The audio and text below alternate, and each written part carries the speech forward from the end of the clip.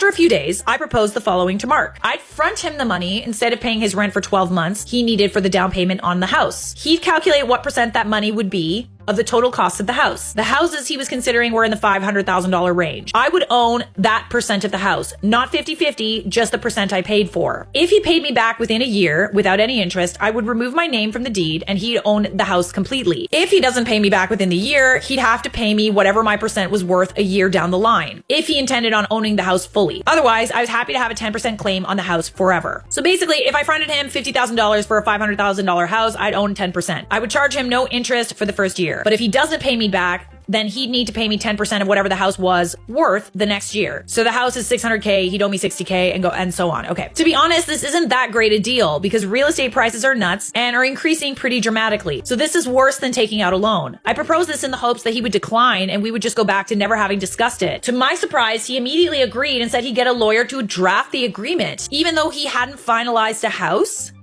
Well, okay then. He had it ready in 2 days. He was incredibly pushy about me signing it. I wanted to review the whole thing with my lawyer, as you should, so I didn't care. Turns out there were some super shady clauses added, with my contribution being termed as a gift and not a loan. I'm not going to go into details, but my lawyer basically said this agreement was super problematic and would cause all sorts of issues down the line. He drafted an alternative and sent it to Mark. Mark did not sign it. He was adamant that I signed the original agreement and wouldn't tell me why. He got increasingly angry, became kind of violent, which was the first time, and I was very surprised and scared, and called me a B word for not trusting him and for reducing our relationship to a transaction. After 2 whole days of this, of the emotional manipulation and gaslighting, I decided I no longer trusted or cared for this man. There's no way in hell I can continue to be in a relationship with him. So yeah, I'm out of that relationship, y'all, and my money's all mine. All I can feel is peace. He literally belongs in the sin bin.